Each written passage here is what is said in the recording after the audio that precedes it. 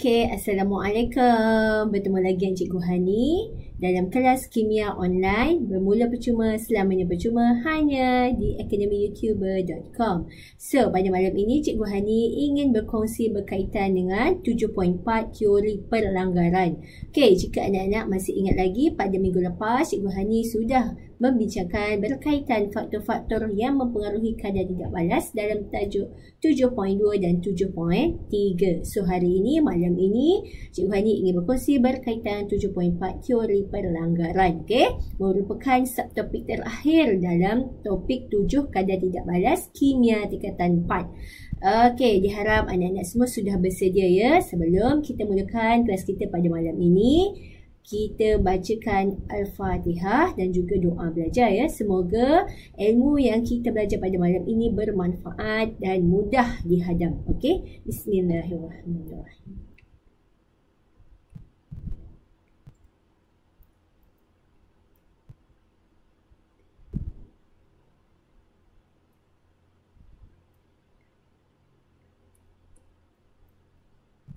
Okay, amin amin ya rabbal alamin. So, pada malam ini merupakan minggu yang ketiga ya Cikgu Hani bersiaran berseorangan ya, dan juga slot ini dirakam khas ya untuk anak-anak sekalian ya. Sepanjang bulan puasa cikgu buat rakaman ya. Maka bila slot rakaman ni tiada, CJ disediakan. Alright.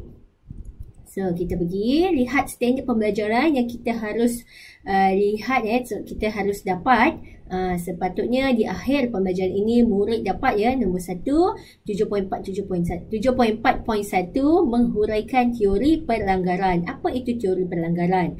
Okey, yang kedua 7.4.2 iaitu menjelaskan dengan contoh tenaga pengaktifan. Okey. Seterusnya yang ketiga 7.4.3 mentafsir gambar rajah profil tenaga bagi tindak balas, eksotermik dan endotermik. Okey, nanti semasa di tingkatan 5 anak-anak akan belajar berkaitan dengan termokimia melibatkan eksotermik dan juga endotermik.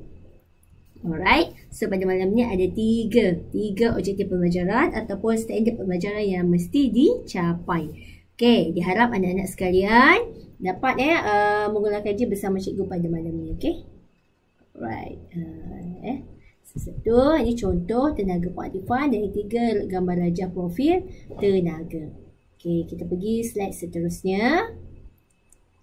Okay, teori perlanggaran. Apa yang dikatakan sebagai teori perlanggaran ya?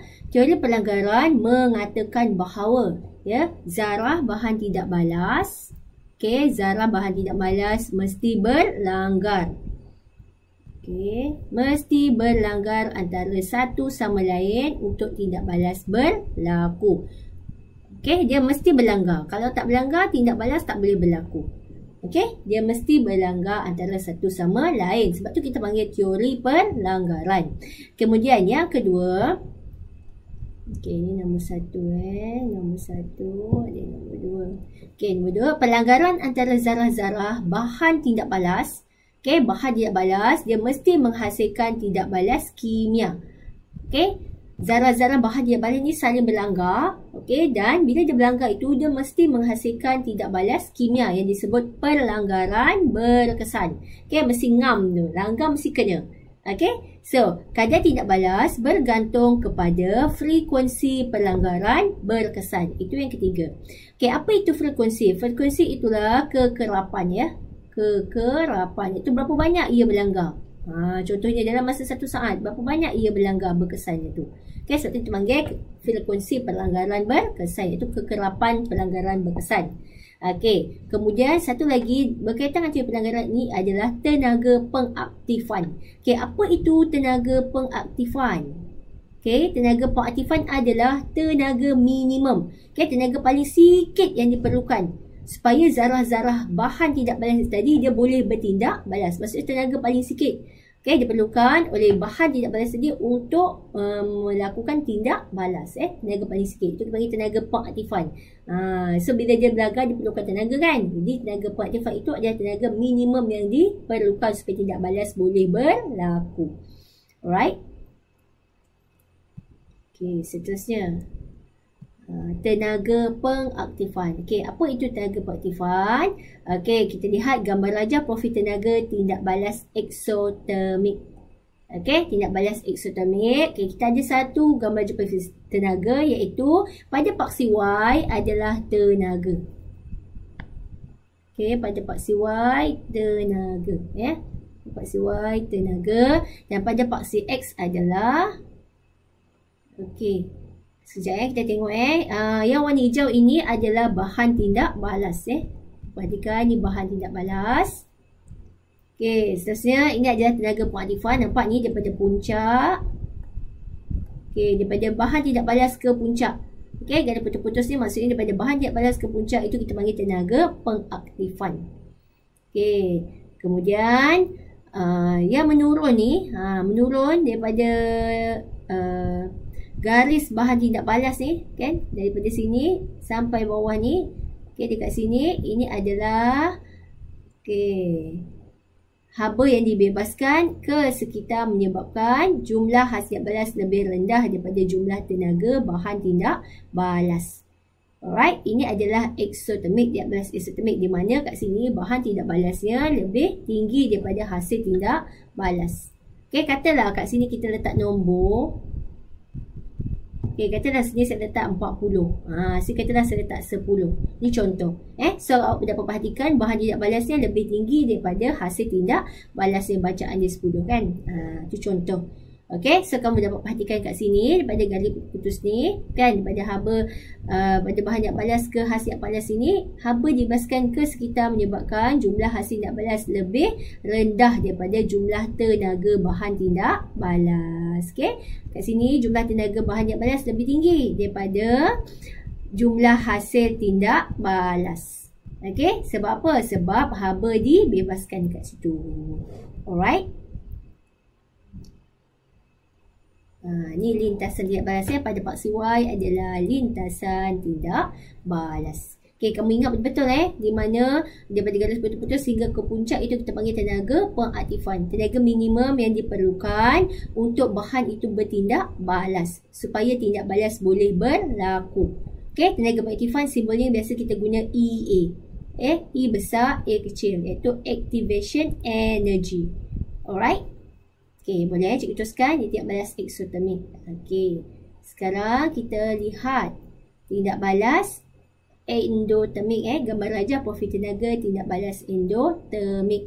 Okey, sama juga seperti eksotermik, kita ada grafnya, gambar rajah profilnya, dia tenaga melawan lintasan tindak balas. Okey, di sini kita dapat lihat bahan tindak balasnya lebih rendah. Jumlah bahan tindak balas rendah. Katalah saya letak 10, kat sini saya letak 40.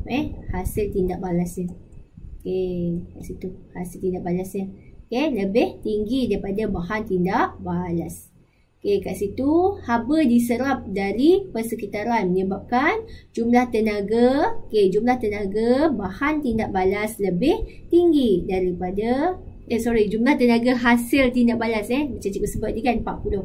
Saya katalah 40, sini 10, kan. Jumlah tenaga hasil tindak balas lebih tinggi daripada jumlah tenaga bahan tindak balas. Alright. So, kat mana tenaga pengaktifan dia? Di sini, daripada bahan tindak balas ni hingga ke puncak. Alright, kat sini. Ni kita panggil tenaga pengaktifan. Mesti diukur pada bahan tindak balas. Maksud tenaga minimum yang diperlukan oleh bahan itu untuk memulakan tindak balas. Okay? Perlu ingat tahu ni, endotermik dengan eksotermik. Endotermik, haba diserap. Besaran. Kalau endotermik, haba dibebaskan. Okay?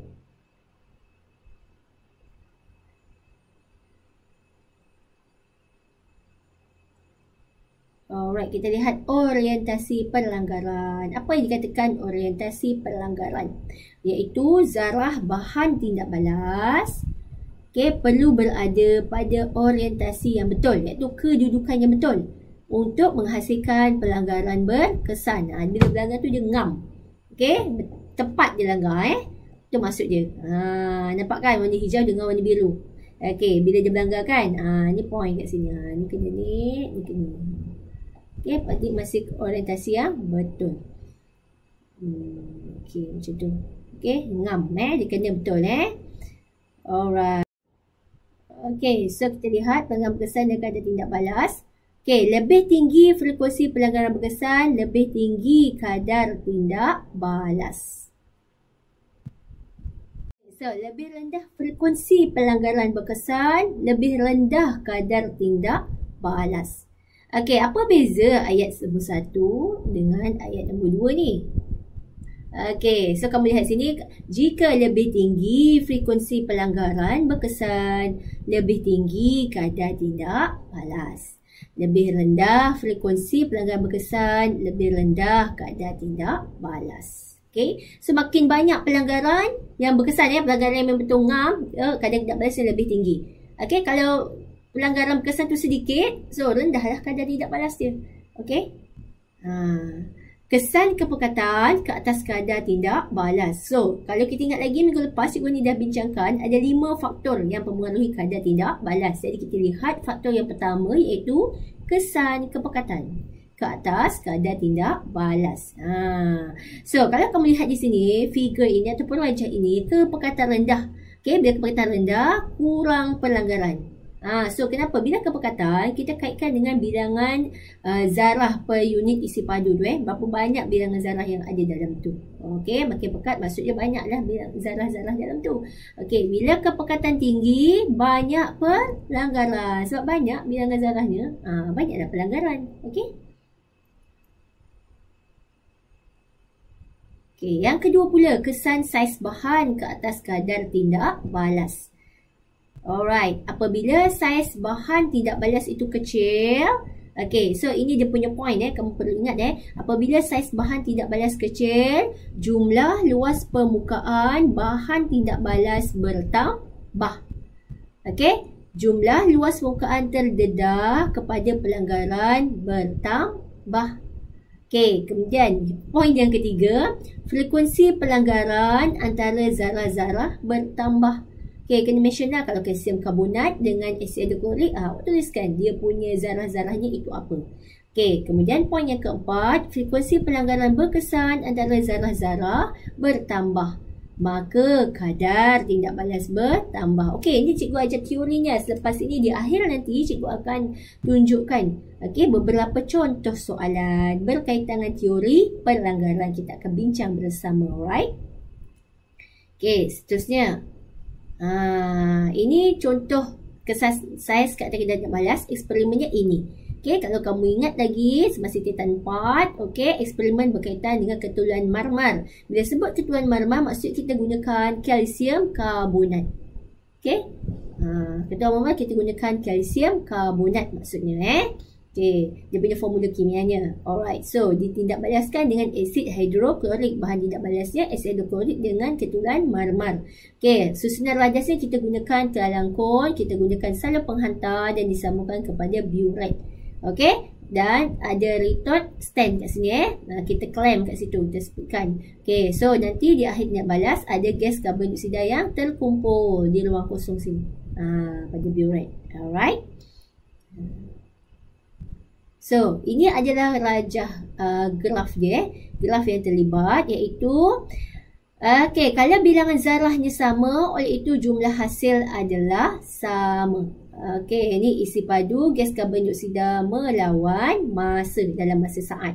Iaitu bilangan zarah dia sama, jumlah hasil dia pun sama. So, 40 macam tu. Alright, boleh. Kepekatan samalah, kita guna kepekatan sama, tapi kita guna keteluan marmar ataupun serbo. Itu saiz bahan, faktor saiz bahan. Alright. So, faktor yang seterusnya adalah kesan suhu ke atas kadar tindak balas. Kita main dengan suhu pula. Suhu tinggi macam mana? Apabila suhu bertambah, maksudnya suhu lebih tinggi. Tenaga kinetik zarah bahan tindak balas bertambah. Perlu diingat suhu tinggi, tenaga kinetik zarah pun lebih banyak. Lebih banyak zarah bertenaga untuk mengatasi tenaga pengaktifan. Bila kita cerita tentang suhu, kita kena cerita tentang tenaga pengaktifan. Sebab zarah-zarah ni dia bergetar kan. Dia bergerak kan. So frekuensi pelanggaran berkesan antara zarah-zarah bertambah. Jadi bila frekuensi pelanggaran berkesan bertambah, kadar tindak balas juga bertambah. Alright. Ini rajahnya. Contoh eksperimen, iaitu kita buat eksperimen bahan tindak balasnya adalah natrium thiosulfat dan juga asid sulfurik. Okay, so bila kita lihat daripada pandangan atas ni, sampai tanda X tidak kelihatan di situ. Okay, bila tak kelihatan dia, kita terus stopwatch. Okay, stopwatch tu and then kita record bacaan. Alright, so apabila suhu lebih tinggi, faktor suhu, okay, dan kinetik lebih banyak untuk zarah banyak balas bertambah tadi. Alright, so kita pergi lihat dia punya rajah dia, iaitu bilangan zarah yang sama, oleh itu jumlah hasil adalah sama. Okay, sama macam tadi kan. Alright, sekejap dulu. Okay, macam tu. Okay, graf dia sama Alright, seterusnya kita pergi kepada kesan kepekatan ke atas kadar tindak balas. Okay, apabila kepekatan bahan tindak balas bertambah, okay, bila cerita kepekatan ni, kita tambah sini. Bilangan zarah per unit isi padu bertambah. Cikgu cakap tadi kan, bila makin pekat, zarah dia makin banyak. So, frekuensi pelanggaran antara zarah-zarah bertambah. Maka, frekuensi pelanggaran berkesan antara zarah-zarah bertambah. Jadi, kadar tidak balas pun bertambah. Okey, kita lihat eksperimen, contoh eksperimennya. Masih menggunakan natrium thiosulfat dan juga asid sulfurik contohnya. Okey, tapi kita guna kepekatan yang berbeza lah kat sini nanti. So, bila makin pekat, maksudnya tanda X tidak kelihatan tu makin cepat. Alright. Ini graf dia. Okey, bilangan zarah dia berbeza kan? Sebab kepekatannya berbeza. Jadi, jumlah hasil adalah berbeza. Okey. Macam tu.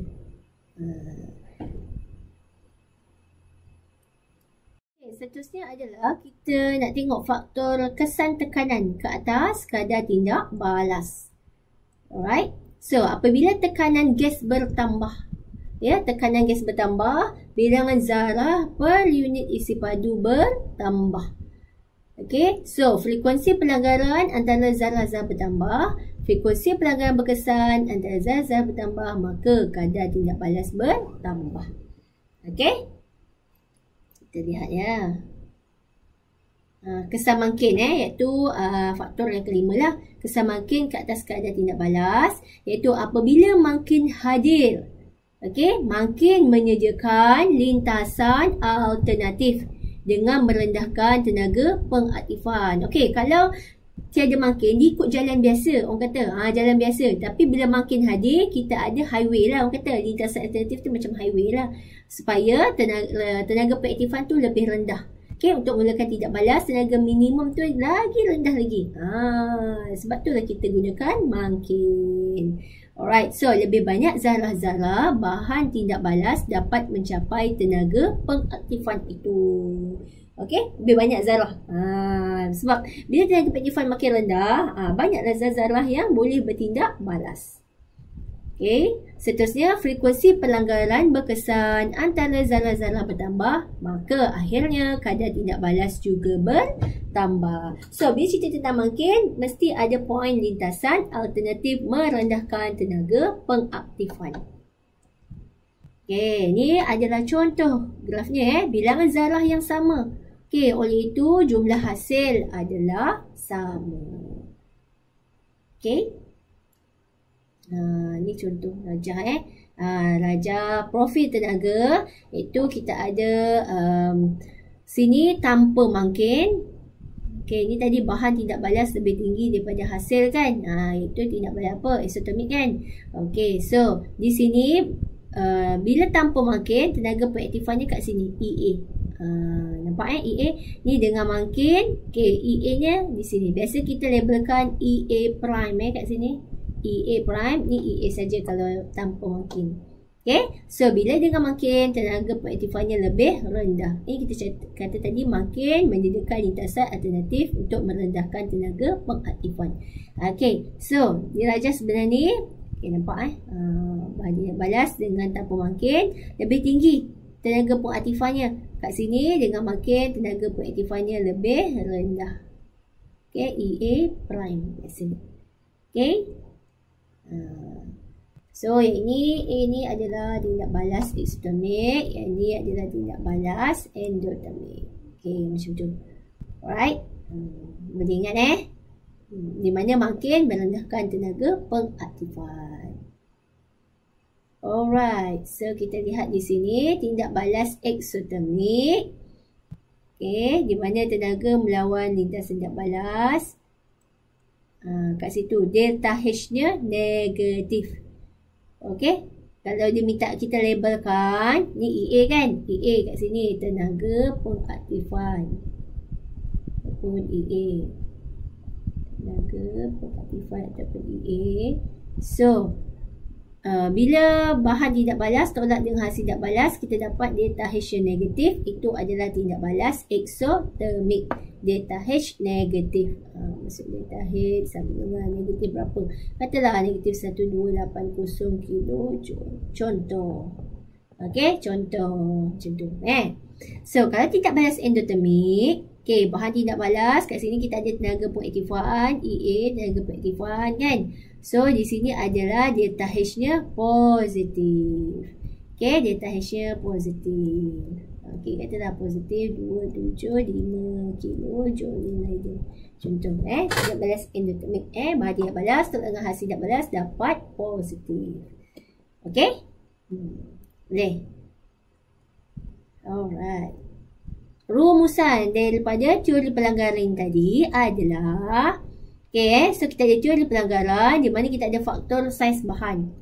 Bila cerita tentang faktor saiz bahan, kita gunakan apa poin yang mesti ada, iaitu semakin kecil, semakin besar. Maksudnya semakin kecil saiz bahan.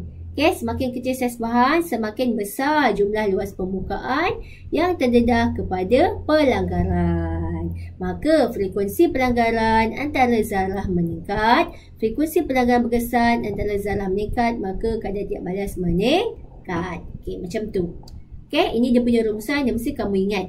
Alright, jika faktor yang kedua iaitu faktor kepekatan, semakin pekat, contoh, semakin pekat larutan natrium thiosulfide, semakin banyak bilangan zarah ataupun semakin banyak bilangan zarah, kita sebutlah bilangan zarah ion thiosulfide tadi per unit isi padu. Semakin banyak bilangan zarah natrium thiosulfide per unit isi padu, maka frekuensi pelanggaran antara zarah meningkat, frekuensi pelanggaran berkesan antara zarah meningkat, maka kadar tidak balas meningkat. Ni ayat dia.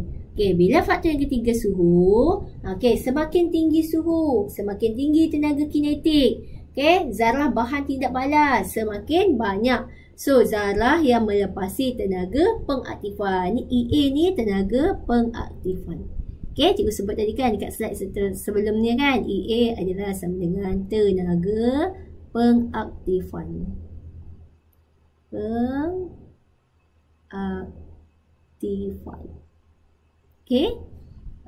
Sosial frekuensi pelanggaran berkesan antara zarah meningkat, maka kadar tidak balas meningkat. Kemudian faktor yang keempat adalah faktor makin.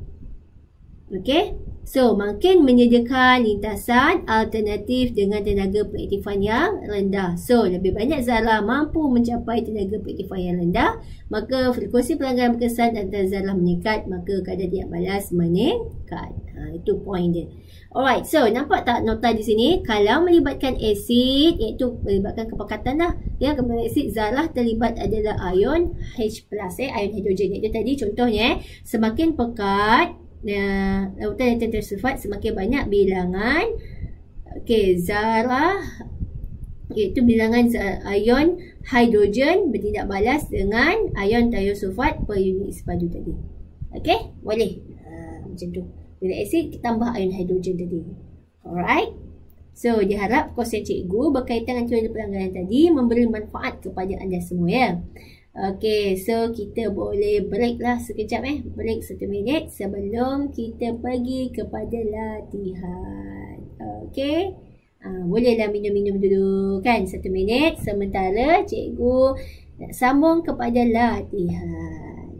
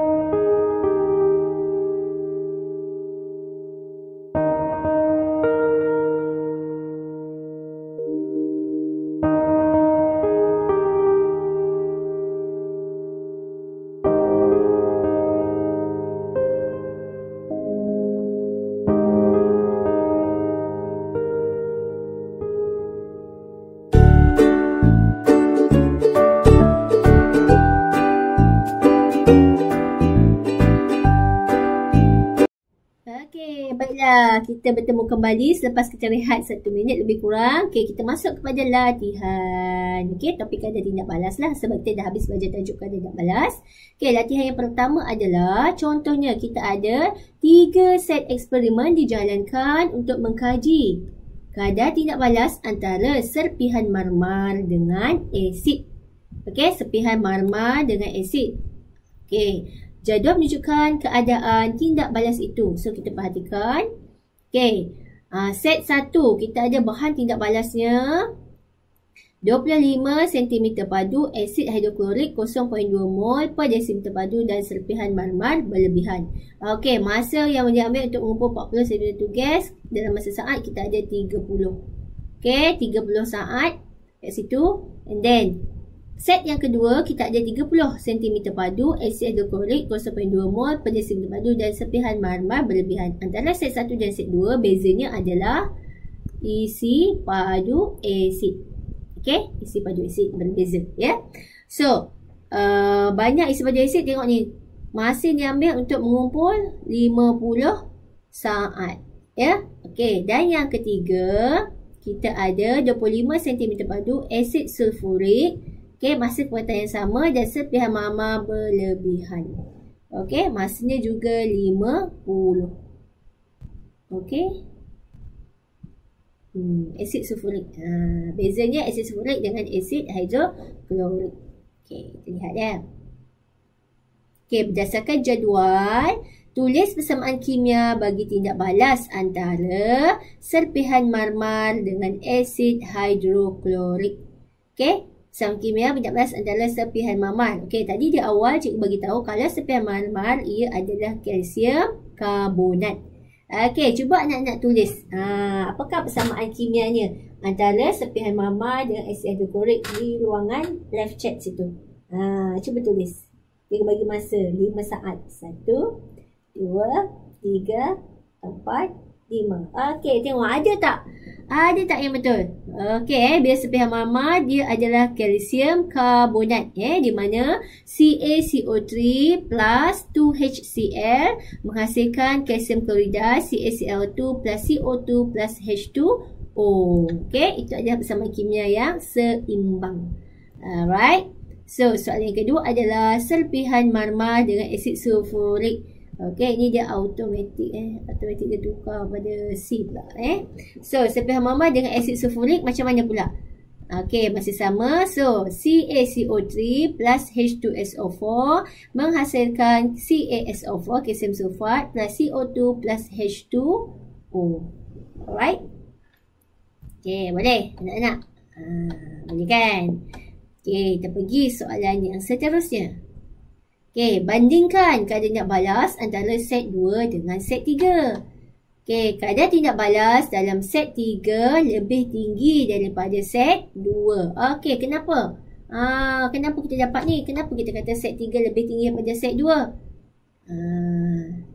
Sebab apa? Macam mana kita boleh tahu? Okey, kita lihat di sini Okey, set 2 dengan set 3. Okey, kita nampak kat sini masa dia sama 50-50. Okey, tapi kat sini dia guna asid sulfurik, kat sini dia guna asid hidroklorik. Jadi beza di situ Okey. Terangkan jawapan dalam 1B1 berdasarkan teori pelanggaran. Kat sini kita guna teori pelanggaran tu. Okey, jawapan dia adalah kita akan terangkan. Okey, ni kekuatan asid asid sulfurik adalah asid dwi-base ataupun diprotic acid. Ataupun kita panggil diprotic acid dalam bahasa Inggeris. Diprotic acid. Okey, manakala asid hidroklorik adalah asid mono-base. Alright, dia monoprotic acid.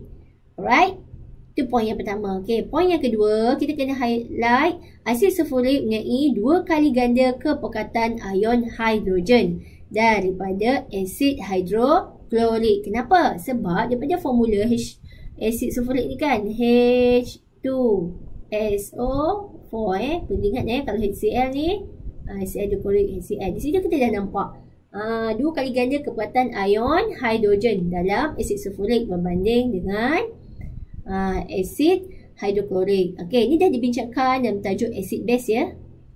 Okey, seterusnya poin yang ketiga adalah asid sulfurik mempunyai 2 kali ganda bilangan ion hidrogen per isi padu. Okey, per isi padu daripada asid hidroklorik. Lepas tu barulah kita cerita teori pelanggaran. Frekuensi pelanggaran antara, ni jenis zarahnya kita mention kat sini. Kita tuliskan jenis zarah dia apa. Okay? Frekuensi pelanggaran antara kalsium karbonat, jadi bahan tidak balas dia, dengan ion hidrogen. Kenapa ion hidrogen? Ion hidrogen itu daripada asid ni tadi, asid sulfurik dan juga asid hidroklorik ya. So frekuensi pelanggaran antara kalsium karbonat dengan ion hidrogen dalam set 3 lebih tinggi. Okay, frekuensi pelanggaran berkesan. Nanti ada frekuensi pelanggaran. Ini kita tambah perkataan berkesan. Maksudnya memang dia berlanggar. Zat-zarah tadi memang ngam. So, antara kalsium karbonat dengan ion hidrogen dalam set 3 lebih tinggi. Jadi, akhirnya kadar tidak balas dalam set 3 lebih tinggi. Macam tu. Okay? So, diharap anak-anak jelaslah dengan contoh satu ini tadi. Okay.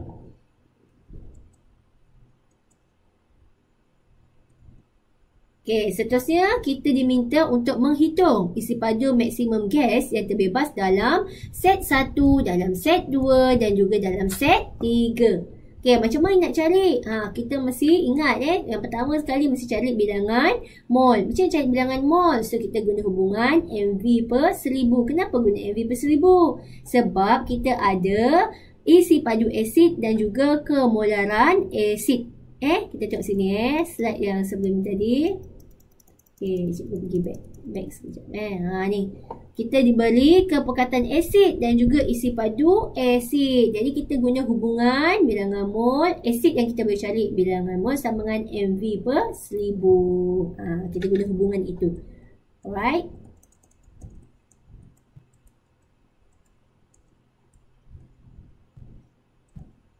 Okay, ni tadi So, diberi isi padu molar gas memenuhi 24 desimeter padu pada keadaan bilik. Alright. So, set 1 kita kira bilangan mol HCl kita dapat.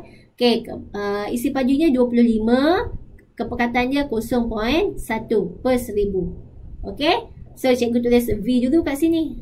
Cikgu tulis isi padu dulu, baru darab dengan kepekatan. Bahagi dengan 1000. Jadi, kita dapat 0.005 mol. Untuk asid, untuk asid.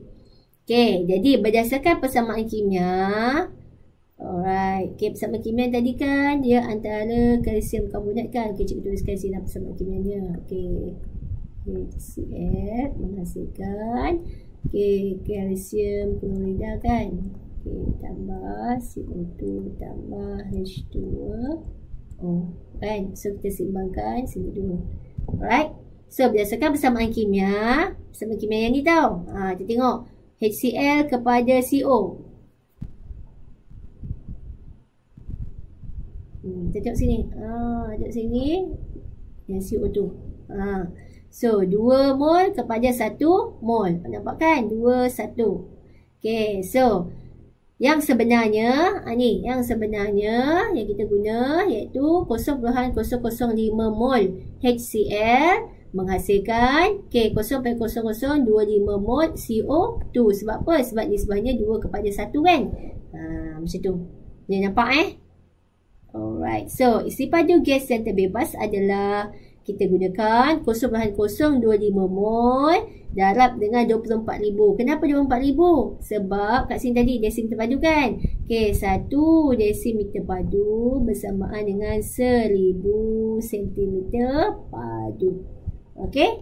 Sebab tu kita dapat darab 24,000. Jadi kita dapat isi padunya maksimum kita dapat 60 cm padu. Maksimum. Okay, dia boleh dapat sampai 60 cm padu untuk karbon dioksidanya tu tadi. Alright. So itu untuk set 1. Okay. Sekarang kita pergi kepada set 2 Tadi dah kira set 1 kan. Sekarang kita kira set 2 pula. Alright. Set 2 masih juga sama, kita cari bilangan mol HCl yang digunakan, iaitu isi padunya berbeza, iaitu 30 cm padu. Okey, sekejap cikgu semak betul tak dia punya kepekatan dia 0.1. Betul kepekatan. So kepekatannya 30 darab 0.1 bahagi dengan 1000, so kita dapat 0.006 mol asid hidroklorik ya. So sama juga tadi persamaan kimianya kan, kita tulis baliklah CaCO3 plus HCl, okay, menghasilkan CaCl2 tambah CO2 tambah H2O ya. Okay, H2O. So sini 2 kan. Alright. Ni tengok HCl sini, yang sini kan. So nisbah dia 2 kepada 1. Part ni 2 kepada 1. Sebab kat sini. Boleh Jadi 0.006 mol asid menghasilkan 0.003 mol karbon dioksida. So ini 2, sini 1 kan. Okey, jadi 0.006 mol. Sini jadi 0.003 mol. Okey. Jadi isi padu gas yang terbebas adalah 0.003 mol darab dengan 24,000. So kita dapat 72 cm padu. Okey. Seterusnya dalam set 3, bagaimana kita kira bilangan molnya, iaitu kita menggunakan asid sulfurik So kita cari bilangan mol asid sulfurik, iaitu 25 darab 0.1 bahagi 1000, so kita dapat 0.005 mol asid sulfurik. Berdasarkan persamaan kimia, so kita buat tadi kan, CaCO3 kan. Okey, tambah H2SO4. Okey. So menghasilkan kalsium sulfat tambah CO2 plus H2O. Okay, so kita perhatikan sini 1 nisbah 1. 1 kepada 1 ya. So H2SO4 kepada CO2 dapat 1 mol kepada 1 mol. Jadi 0.005 mol kepada 0.005 mol. Okay, jadi isi padu gas yang terbebas adalah 0.005 mol darab dengan 24,000. Okay, kenapa 24,000? Sebab 1 desimeter padu bersamaan dengan 1,000 cm padu. Okay, so dapat 120 cm padu gas maksimum yang kita dapat. Alright. Okay, baiklah. Soalan seterusnya. Masih di soalan yang sama Okay, iaitu pada nombor 4, pada paksi yang sama, lakarkan graf isi padu gas melawan masa bagi set 1 dan set 2 dan juga set 2 dan set 3 pada paksi yang sama. Okay, pada paksi yang sama untuk set 1 dan set 2 ialah, okay, kita lukis paksi Y-nya, iaitu isi padu gas ya. And then melawan masa pada paksi X. Alright, paksi X adalah masa, paksi Y adalah isi padu gas. Jangan lupa tulis unitnya cm padu. Okay, tulis unit. Alright. Seterusnya, nampak tak? Okay, kita lakarkan grafnya. Itu untuk set 1 ya. Dan yang kedua, itu adalah untuk set 2. Okay, so lebih tinggi lah. Alright. Kita lihat untuk set 2 dan set 3. Okay. So, lukis paksi Y, lukis paksi X, labelkan paksi X, labelkan paksi Y, isi padu gas dengan unit cm padu. Alright. Itu dia. Ini adalah graf untuk set 2. Okay. Kemudian, ini untuk graf untuk set 3. Okay. Anak-anak, takkan ada beza kan, lebih tinggi Okay, so kita pergi latihan yang kedua. Okay, rajah di bawah menunjukkan tindak balas antara larutan natrium thiosulfat dengan asid sulfurik di dalam sebuah kelangkung yang diletakkan di atas kertas putih bertanda X. Okay, bertanda X. Macam tu. So, apabila tanda X tidak kelihatan daripada pandangan, jam landik diberhentikan serta-merta dan masa direkodkan. Ini rajahnya. Okay. Dia dah ada dah kepekatan dia kat sini. 0.1 mol per desimeter padu dan juga isi padunya 20 cm padu. Sebab tu bila bagi rajah, kita kena highlight apa maklumat yang diberi. Okay, so namakan mendakan yang menyebabkan tanda X tidak kelihatan. Ini mendakan apa? Okay, nama dia adalah sulfur. Mendakan sulfur. Okay, yang kedua, apakah warna mendakan tersebut? Okay, warnanya adalah kuning. Bila sulfur, mendakan dia warna kuning. Yang ketiga, tulis persamaan kimia bagi 14 ini. Iaitu apa? Natrium thiosulfat kan? Dengan asid sulfurik. So, persamaannya adalah ini. Okay, ini adalah natrium thiosulfat. Ni, natrium thiosulfat yang ni.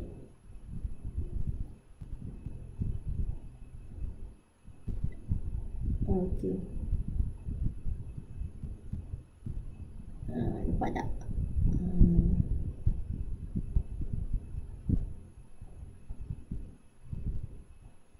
Okay, so natrium thiosulfat dan juga asid sulfurik. Okay, seterusnya. Okay, nampak sini? Ni baru jumpa. Okay, natrium thiosulfat yang ni Na2S2O3 tambah H2SO4 menghasilkan natrium sulfat dan sulfur yang warna kuning ni, sulfur dioksida dan juga air. Okay, so ini persamaan kimianya. Alright, seterusnya kita lihat. Tulis persamaan ion bagi tindak balas ini. Persamaan ion apa? Iaitu ion thiosulfat S2O3. Okay, ni ion thiosulfat S2O3 2 minus plus 2H plus. Okay, menghasilkan mendakan sulfur. Okay, dan juga sulfur dioksida dan air. Inilah ion yang terlibat, iaitu ion thiosulfat dengan ion hidrogen. Okay, ion hidrogen daripada asid, ion thiosulfat daripada natrium thiosulfat. Okay, so hitung jisim mendakan yang terbentuk dalam tindak balas ini. Sebab tu dia suruh kita buat persamaan kimia tadi. Kita nak kira. Macam nak kira? Kita cari bilangan mol. Bilangan mol apa yang dia beli? Bilangan mol natrium thiosulfat. Sebab itu maklumat yang diberi. Okey, iaitu kita ada isi padunya 20, kepekatannya 0.1. So, bahagi dengan 1000. Kita masih gunakan hubungan MV per 1000. So, kita dapat 0.002 mol natrium thiosulfat. Okey, berdasarkan persamaan kimia. Ni tadi kan. Na2S2O3 kan. Kita tuliskan balik M. Tambah dengan H2SO4 kan. Betul tak? Menghasilkan, sekejap kita baca balik slide sebelum ni tadi. Okay, betul tak bahannya? Okay, betul H2SO4 alright. So dia menghasilkan natrium sulfat tambah S plus SO2 plus H2. Okay. Kan? Okay. So, kita lihat sini. Bilangan mol natrium sulfat dengan sulfur sini. 1 kepada 1 kan? Okay. Jadi, 0.002 mol kepada 0.002 mol. Jadi, jisim sulfur kita guna hubungan apa? Bilangan mol sama dengan bilangan mol sama dengan jisim bahagi dengan jisim molar. Ingat lagi kan? So nak cari jisim kan? Nak cari jisim ni. So bilangan mol darab dengan jisim molar. Jisim molar sulfur 32. Okay, so kita dapat 0.064 gram. Okay. Okay, seterusnya kita pergi B. Terangkan kesan kepekatan natrium thiosulfat terhadap keadaan tindak balas berdasarkan teori pelanggaran. Ini kesan kepekatan ya anak-anak. Okay, iaitu semakin tinggi kepekatan lautan natrium thiosulfat, semakin besar bilangan ion thiosulfat dan ion hidrogen per unit isi padu. Ini cikgu ada terangkan masa teori tadi. Okay, seterusnya. Frekuensi pelanggaran antara ion thiosulfat dan ion hidrogen lebih tinggi. Okey, frekuensi pelanggaran berkesan lebih tinggi, maka kadar tidak balas lebih tinggi. Macam tu. Alright. So diharap memberi manfaat lah kepada anak-anak dan ingat macam mana nak jawab ni. Alright, kita pergi soalan seterusnya. Soalan apa ni? Okey, kepekatan nitrogen sulfat melawan masa Allah. Okey, ni soalannya mana cikgu ni? Okey, yang ini soalan dia kesan kepekatan melawan satu per masa. Okey, soalan dia keluar lambat ni silap baca guna di setting bila animation tu kan. Okey, lakarkan soalan dia, lakarkan graf kepekatan natrium trisulfat melawan masa. Untuk soalan yang pertama. Okey, soalan yang kedua, lakarkan graf kepekatan natrium trisulfat melawan satu per masa. Maksud gitu. Dah garis lurus dah. Yang ni awal. Jangan ke bawah. Okey, so maksud sini kepekatan dia kan melawan masa kan. Makin kurang okey, boleh. Alright, yang ini maksudnya melawan satu masa kadar tidak balasnya meningkat dah ya. Okey, bila kepekatan bertambah kadar balasnya bertambah. Alright, boleh. Okey, kita pergi kepada latihan yang ketiga. Okey, so kita lihat soalan yang ketiga, bukan soalan yang terakhir lah untuk cikgu bincangkan pada hari ini, iaitu 3 set eksperimen dijalankan untuk menentukan faktor yang mempengaruhi kadar tindak balas. Jadual menunjukkan bahan tindak balas dan masa yang diambil untuk mengumpul 40 cm batu gas bagi set 1, set 2 dan set 3. Okey. So, set 1 kita gunakan serbuk kalsium karbonat dan juga 525 cm batu asid hidroklorik 0.4 mol per desimeter padu. Yang kedua, kita guna serbuk juga. Okey. Tetapi kepekatan asidnya 0.2. Okey. Yang ketiga, kita guna ketulan. Tapi kepekatan asidnya 0.2. So, kat sini ada dua faktor lah. Set 1 dan set 2, kita nak uji faktor kepekatan. Set 1 dan 3, set 2 dan 3 kita nak uji faktor saiz bahan tindak balas. Okey, so kalau kau perhati kat sini, soalan nombor 3 ni lebih kurang sama macam soalan nombor 1 Cuba dia ubah faktornya sahaja. Okey, so berdasarkan jadual, lakarkan graf isi padu gas melawan masa bagi set 1, 2 dan 3 pada paksi yang sama. So pada satu paksi kita buat ketiga-tiganya. Alright. So yang kedua, tulis bersama kimia bagi tindak balas itu. Soalan 2 ni ada dua soalan dan bandingkan isi padu sebenar gas yang terbebas dalam set 1 dan set 2. Jawapan anda hendaklah disokong dengan pengiraan. So kita lihat soalan nombor 1A dulu ya. Okey, penyelesaiannya, lakarkan graf isi padu gas melawan masa bagi set 1, set 2 dan 3 pada paksi yang sama. So kita lihat. Mula kita lukiskan paksi Y-nya, iaitu isi padu gas kan. Okey, isi padu gas nanti label dan unit, right?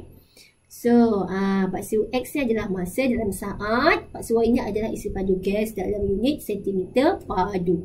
Okey, so kita buat masa dia tadi berapa? 30 saat, 60 saat.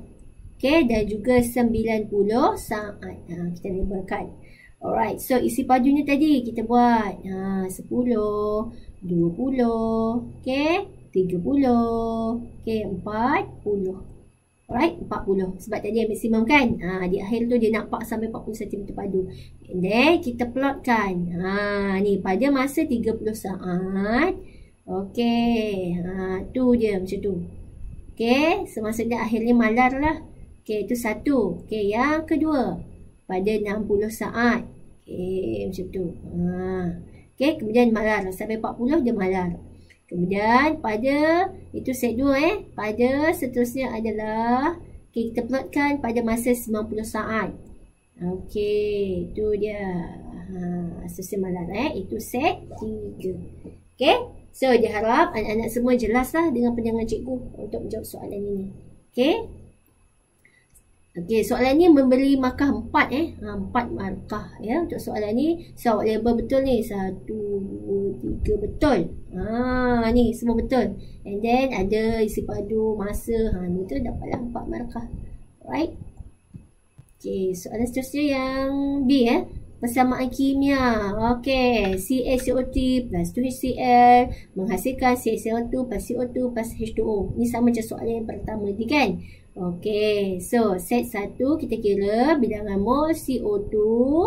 Okey, kita cari bilangan mol. Okey, 0.4, kepekatan dia darab 25, isi padunya bahagi 1000. So, kita dapat 0.01 mol. Berdasarkan persamaan kimia.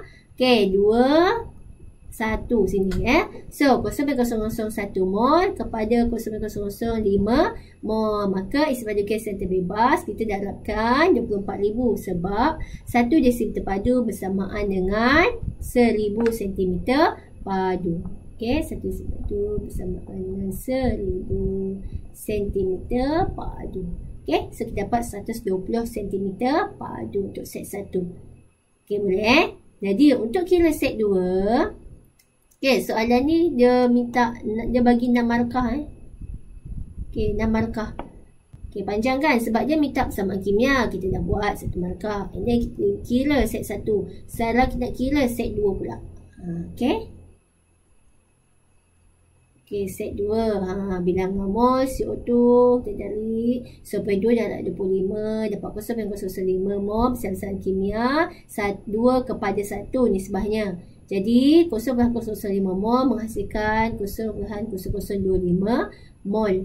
Okey, so isi gas yang terbebas 0.0025 mol darab 24,000, so 60 cm padu untuk set 2.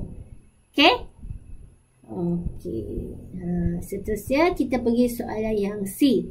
Soalan C bandingkan kadar tidak balas antara set eksperimen dan terangkan jawapan anda berdasarkan teori pelanggaran.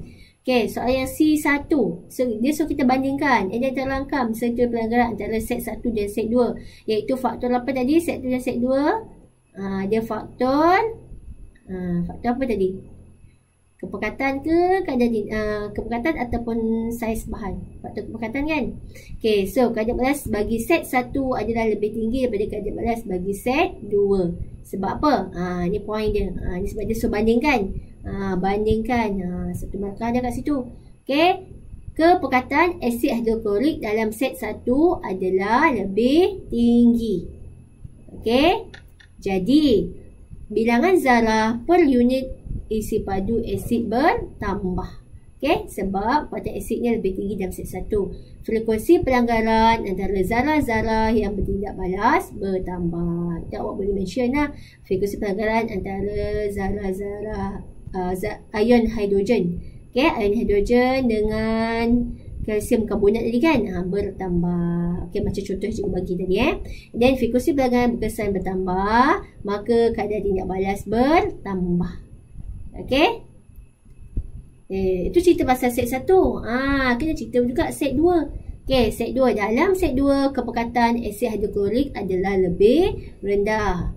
Okey, frekuensi pelanggaran antara zarah-zarah yang tidak balas berkurang. Oleh mention kat sini zarah tidak balas tu ion hidrogen dengan kalsium karbonat tadi. Okey, so maka kadar tidak balas berkurangan. Alright. Okey, soalan ni 10 markah soalan C1 C2 ni. C1 yang C2 10 markah. Okey, awak kena tulis semua poin yang ada sampailah lengkap 10 markah 10 markah maksud 10 poin lah kan. Okey, so ni bandingkan pada set 2 dan set 3 pula. So, kadar tidak balas bagi set 2 adalah lebih tinggi daripada kadar tidak balas bagi set 3. Itu kenapa set 2 lebih tinggi daripada kadar balas bagi set 3? Sebab ni faktor saiz bahan yang balas kan. Sebab jumlah luas permukaan kalsium karbonat dalam set 2 lebih besar daripada set 3. Okey, sebab dia guna serbuk kan. Okey, so poin yang ketiga adalah frekuensi pelanggaran antara zarah-zarah tidak balas pada permukaan bahan yang tidak balas bertambah.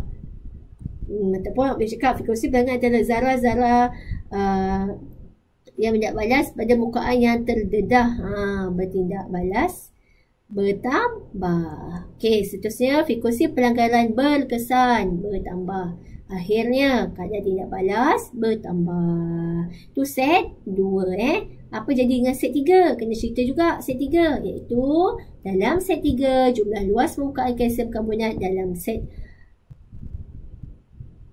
Okey, dalam set 3 jumlah kalsium karbonat set 2 adalah lebih kecil daripada set 2. Okey, kat sini cikgu dah tinggal Ni set 2 lebih kecil daripada set 3. Ya. Sekejap. Sini set 3. Ya Allah.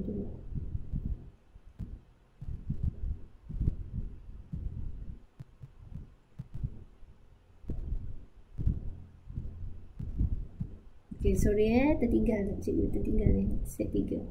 Okay, so dalam set 3, jom bukan kesebenarnya dalam set 3 adalah lebih kecil daripada set 2. Okay, so frekuensi pelanggaran berkurangan, maka kadar tindak balas berkurangan untuk set 3. Okay, so jumlah luas muka yang terdedah tu lebih kecil sebab dia guna ketulan kan.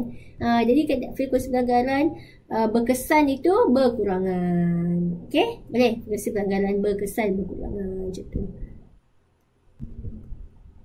Tinggal cikgu tu buat jawapan.